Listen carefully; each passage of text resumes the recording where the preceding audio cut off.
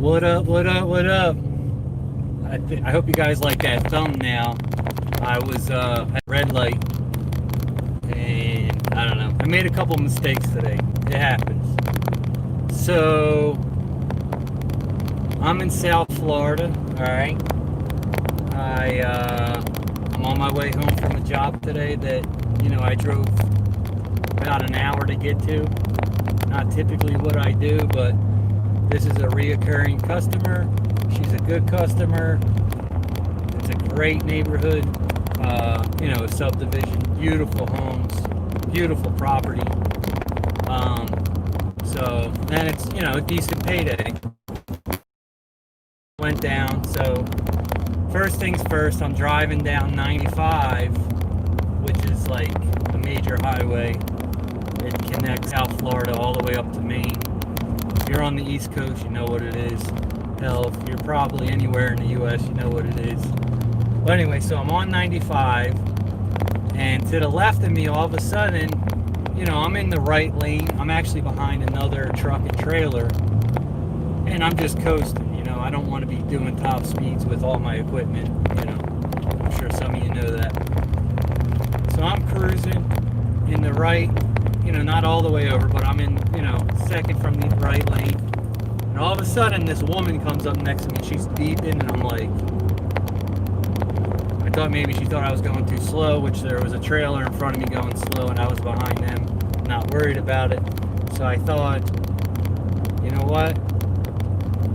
She's probably just in a rush, and, she's just noticing that it's not my fault, it's the guy in front of me.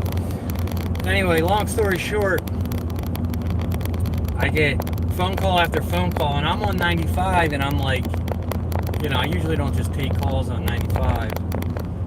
So I get off, and I listen to my voicemail, and I have a voicemail saying one of the cones that's attached to my ladder flew off, and I guess she ran into it.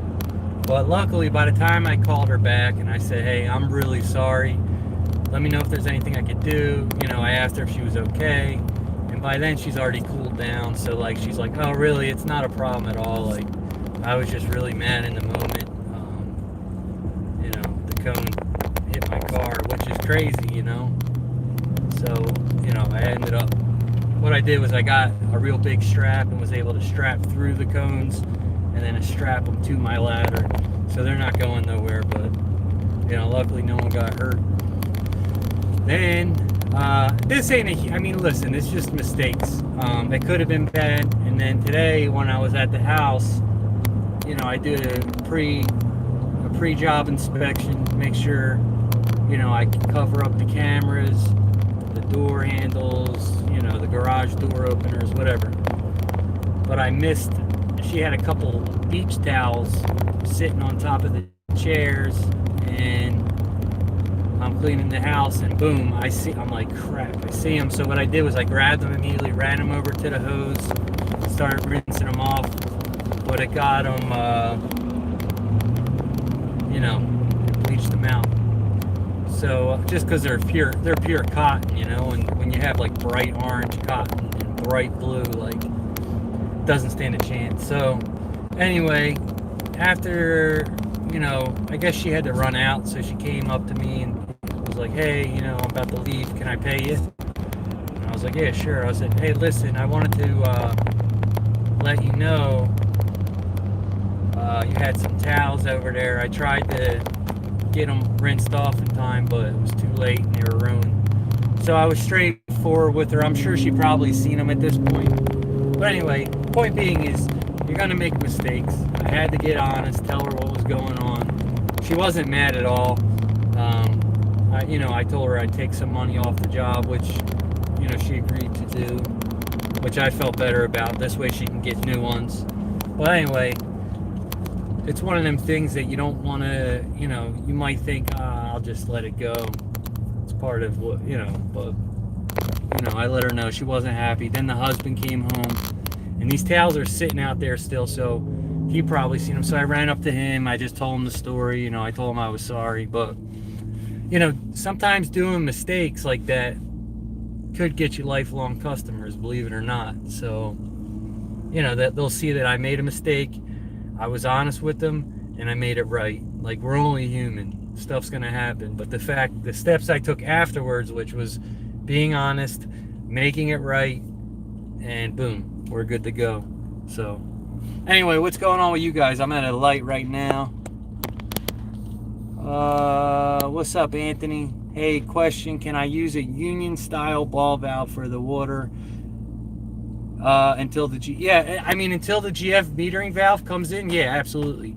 You technically could use ball valves for soap and water and just use the metering for the SH, but here's the problem. You won't be able to get like exact as good as measurements. So I mean, yeah, you could do it, but I prefer to have all three just so I don't know, I like to be technical. But yeah, you could, not a problem. What's going on? Nobody else on? If you're watching, give it a like, guys, give it a like. But yeah, that was a great, you know, and all in all, it was a good day. But I just wanted to share some of the mistakes that I made. You know, like I said, we're human, so it's not always perfect. I ruined her beach towels, and I got honest, made it right, and she'd probably never forget that. I'm driving right now, so if you guys are commenting, I'll get back to you in a little bit. But yeah, so it's all about, you know, got to be straightforward. You can't, you know, we're gonna make mistakes. You can't just hide from it. You gotta be a man, tell them what happened, you know, by being honest, telling them what happened, and then making it right. I mean, ask yourself this: if you had somebody at your place mess up, and they could have just left, and chances are they might not have known what it came from. You know, it doesn't matter what the situation is.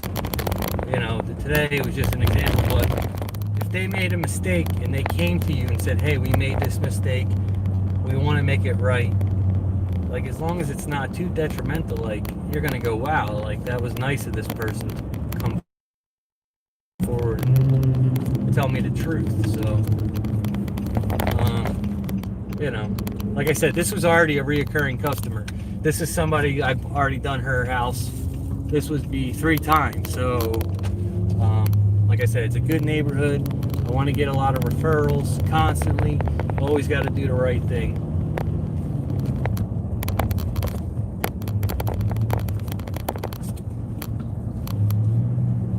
But yeah, I had to use the shooter tip today a lot, and I couldn't find my new one from Davis, so I was using the Guy Blackman one, which is great. It's a great shooter tip too. But anyway, man, the peaks were so high. I actually made a video, so I'm gonna be uploading a video. You know, it's not too technical. It's kind of just me washing, me, you know, putting the soap on, you know, rinsing the soap off, kind of just like a raw footage type shot. So I probably won't do much editing on it, but this way I can. Some people like to watch those videos where get my neck stiff. Some people like to watch the videos of just somebody washing the process. But you'll see how big this house was, how high it was. You know, it was one of them houses where, like, the first story comes out further than the second story, so the peaks and valleys are at crazy angles, and you gotta like come from an angle this way and shoot it even further, because you can't get to it shooting straight on. I'll show you in the video, but it came out great.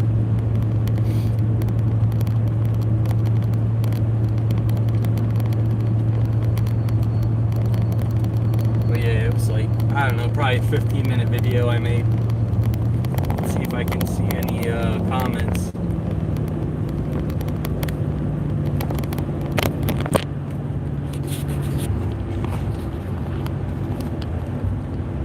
What up, Will?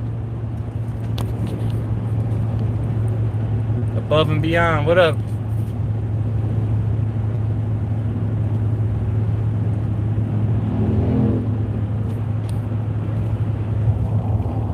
Yeah, I have put the chemical injector at the gun before. It actually pulls a stronger mix. So it's kind of like an X-Jet. Probably it's the same concept of an X-Jet. So if you take your downstream injector and you put it in between your gun and the end of your hose, like where your ball valve is, you know, leave your ball valve on, but put it in between where your gun and hose meets, you'll pull a stronger mix. So, and I'm guessing because that gives it less back pressure, you know, when you're pulling from your reel, it has all that time to, I don't know, for some reason, I don't know the science behind it, but it does pull a stronger mix. So, you know, maybe not as strong as an X-Jet, but try it out. If you're ever in a jam and you don't have an X-Jet, I've done it before, it works. I forget who told me about that. Someone had a video about that, and I tried it, and it works. I wouldn't say it's just like an X-Jet, but it definitely works, and it pulls a stronger mix.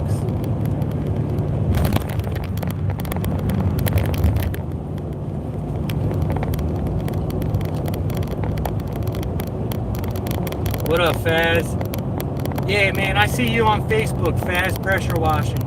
I think you guys just cleaned a big-ass warehouse or something.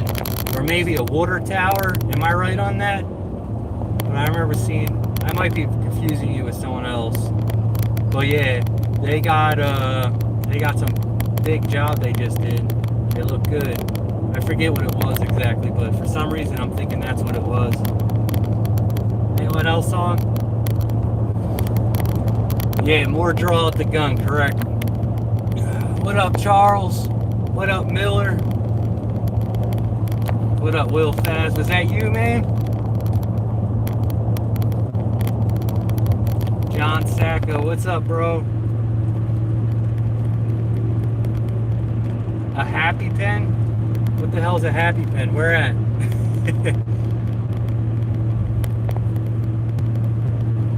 This? It's that Flocka flame.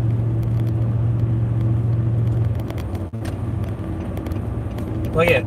So for those of you that just tuning on, like I said, I had a mess up. You can, after the video's over, you can go check it out. All I did was hit somebody on 95 with a traffic cone and bleached out someone's beach towels. I made that right. I called the woman who I hit with the cone. You know, she had some cool off time, thank God. But when I called her, we were laughing about it. You know, I just started laughing because the way she said it, like, I was so heated. I was dragging the cone. And I said, I'm so sorry. You know, first I made sure she was all right. I told her I would take care of any damages. And then she, you know, she said, oh, don't worry about it. And then we were laughing about it. So you never know. It's pretty funny. But yeah, you can't, like, if I never called her back and just act like it didn't happen, who knows? You know, she might leave a bad review or something. But I don't know. It's just about being a good person. You know, there's people out there. I've worked in all kinds of industries, and you know, there's like salespeople that they'll cut your throat to make a sale, and you don't have to be that way. You don't. You be a good. You just be straightforward, honest, upfront, and like just a happy-go-lucky kind of guy or girl, and you'll sell more things that way because people are drawn to you. You know, you don't have to deceive people. So same thing with this. You do a, you know, my name's on my company. You know, my last name. So I do good work, and if I mess up, I make it right. That's it. Try to make the customer happy. That's my number one goal. You know, just focus on the customers. And as I get more and more employees, you know, make sure your employees and your customers are happy, and everybody's happy. So, you know, you can't go wrong with that. And just being a good person in life gets you more connections. It brings you more opportunities, you know, outside of business too. But business, just, I don't know. I come from a rough past, you know. I had a really rough past. I won't go too much into detail, but you know, I was a completely different person, and I changed my life. And you just got to be a good, honest person, and you know, do the right thing when nobody's watching, type deal. So yeah, we're gonna make mistakes.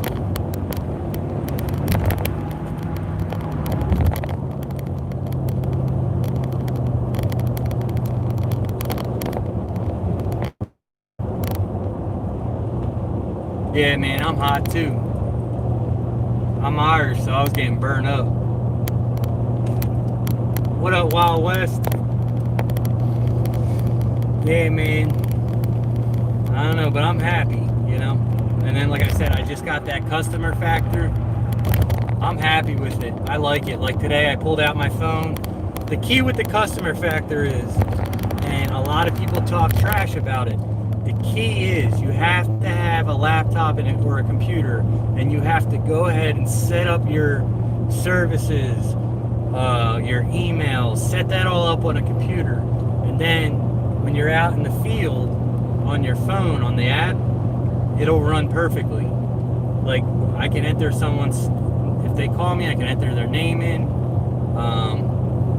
As soon as I enter it in, boom, they get hit with a thank you email, you know, welcome aboard, yada. And then when I send them an estimate, it's very simple, laid out. You just enter everything in once, and it's always good to go. Follow-up emails. It's crazy. It's crazy. You know, I'll be honest. I had Joist, and Joist is a little more friendlier on the eye. However, not much more. And you can only do so much with Joist. You can only do so much. You can send nice estimates and, you know, put the services in, and then you can email or text a link, but it does not do follow-ups. It does not have a schedule. And like I said, once you're getting into like more jobs per day, you know, if you're doing more than one job a day, if you're starting to do 2-3 jobs a day, you know, it's just tough operating off of Joist. You know, you can do it. I'm not talking trash on it, but I don't know. I just wanted to have like a good follow-up service. And I don't know. I spent a lot of time the last couple days tweaking it, so it's pretty much ready to roll. Now it's just, you know, I have a bunch of people I got to turn into customers that they're prospects. There's a lot that goes in. It's hard to really explain it, but anyway, I'm happy with it, and I'm already, you know, while I was on that job, I have 4 estimates that I'm putting out when I get home tonight, and I'll see if I can swing by a couple of these places. But yeah, so I'm happy, you know, staying busy and doing what I love.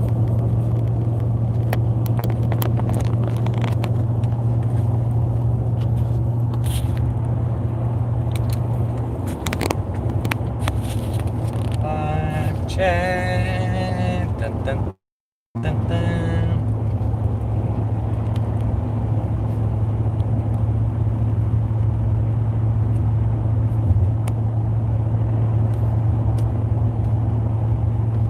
Yep, you gotta guarantee customer service, and you gotta be about it too, because I'll tell you what, word of mouth's the number one. I mean, unless you're spending thousands and thousands on marketing, like a month or like a week. Like if you're spending a couple thousand a month on marketing, maybe that's more important. But you know, I've worked for businesses in the past, I'm not going to name names, and they spent almost $1 million a month on marketing on Google, so they come up, you know, on top.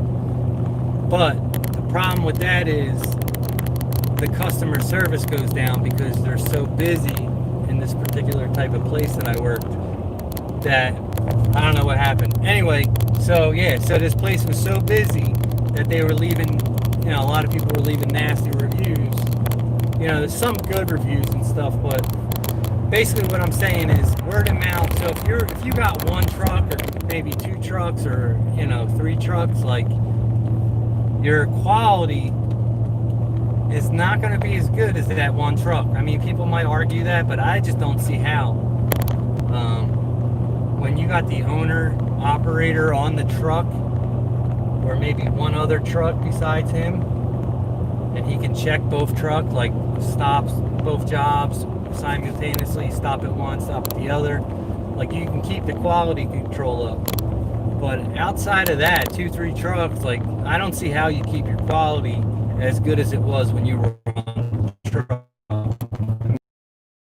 How it'll be good as you yourself being on the truck, or at least checking up on them once in a while. 1 or 2 trucks or whatever, maybe 3. But people will argue that, and like I said, I'm not saying I know it all.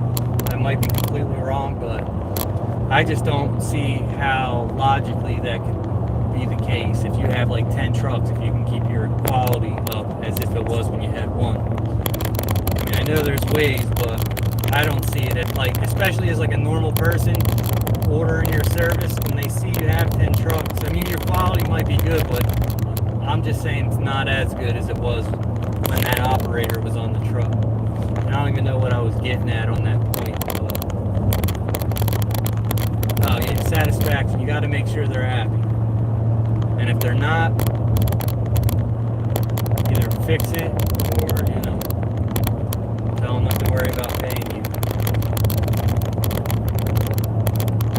When you're upfront, honest with customers, they appreciate that, even if you do make a mistake. And once they know they can trust you, they kind of ease up. Sometimes I think people expect to get bad service, and then they pick everything apart, even if it's not bad, just because they were expecting it. You know what I'm saying?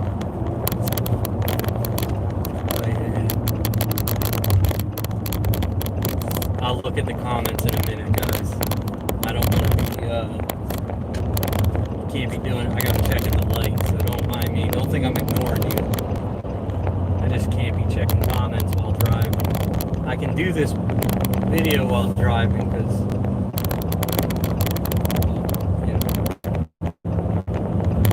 just shooting the breeze. But yeah, I got more paver sealing jobs this week coming up. I'm excited about.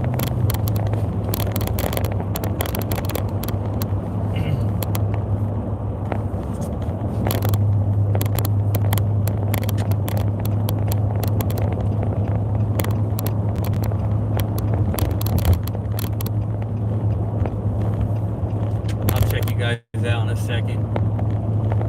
But yeah, if you're watching, give this video a like, guys. I appreciate all the support I've been getting. I'll throw another video out there tonight. I'm about to do this estimate. Maybe I'll take some video on that too. It's a commercial job, which is sweet. So maybe I can,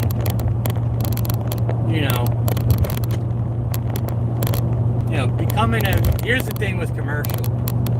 You get your foot in the door, even if it's something you normally wouldn't do, or say you don't like doing. Like say it's, like for me, it's, I don't like doing windows so much.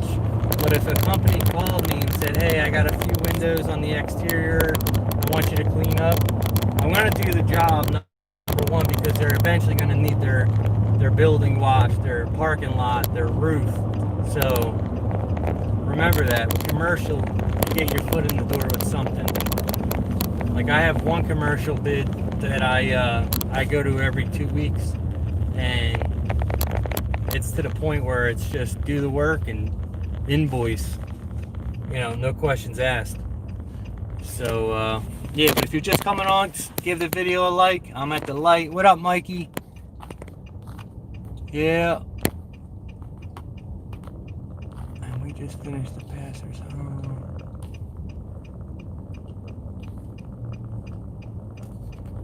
Hey, thanks, Miller.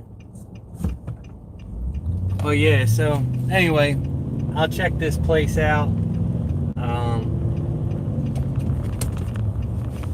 I'm not gonna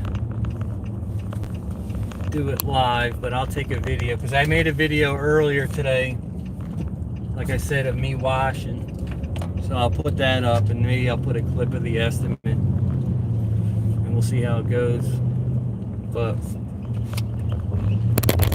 anyway, guys, I'm gonna get rolling. I'll put that video together. I'm not gonna edit it too well. I'm just gonna kind of mush them all together. But it's raw footage. It's just it is what it is out there, you know. But anyway, I hope you guys are all killing it. I gotta roll out, and I'll be in touch. All right. Take care, fellas.